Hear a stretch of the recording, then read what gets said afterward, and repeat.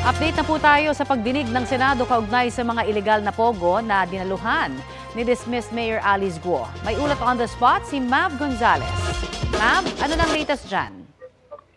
Connie, kanina ipinakita ni Senador Risa Hontiveros ang report ng Al Jazeera kung saan sinabing Chinese spy umano si dismissed Mayor Alice Guo. Sinubukan ng opisina ni Senadora Risa na makausap si She Zhijiang, ang umano'y Chinese spy na humarap sa dokumentaryo sa pamamagitan ng Philippine Embassy sa Thailand, pero hindi pa raw ito pinagbibigyan. Ang sagot naman ng Yatay Corporation na pagmamay-ari ni She, wala nang pwedeng kumausap kay She at pinagbawalan sino man na dumiretso sa kanya.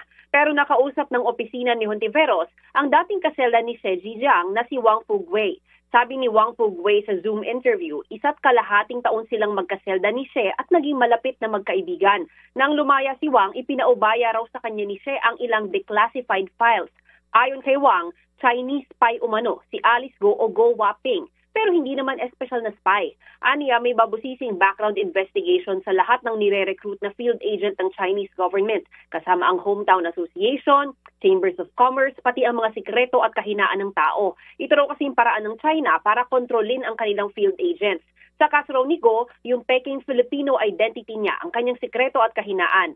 Sabi ni Wang, mismong gobyerno ng China ang nag-ayos ng pagpasok sa politika ni Guo sa Bamban Tarlac. Hindi naman daw kasi lahat ng overseas special agent ng China ay nangongolekta ng intelligence. Marami umano ang nagiging opisyal at negosyante sa ibang bansa para pagtibayan ang political at economic interests ng China. Hindi naman masagot ni Wang kung sangkot din ang pamilya Guo, pero may kaugnayan umano ang pogo at scamming business sa pang-iispiya ng China. Binanggit din ni Wang ang isang Ma Dongli, miyembro umano ng Communist Party of China at state security contact ni She. Maaaring ito rin daw ang handler ni Guo.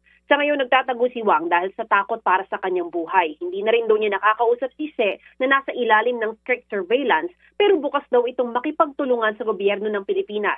Dahil naman sa alegasyong Chinese spy umano si Guo, itinutulak ni Senador Jinggoy Estrada ang pagpapaigting sa espionage law, kabilang na ang pagsama sa cyber espionage. Connie? Maraming salamat, Mav Gonzalez. Kapuso, para sa mga maiinit na balita, mag-subscribe sa GMA Integrated News sa YouTube. Sa mga kapuso naman abroad, subaybayan nyo kami sa GMA Pinoy TV at sa www.gmanews.tv.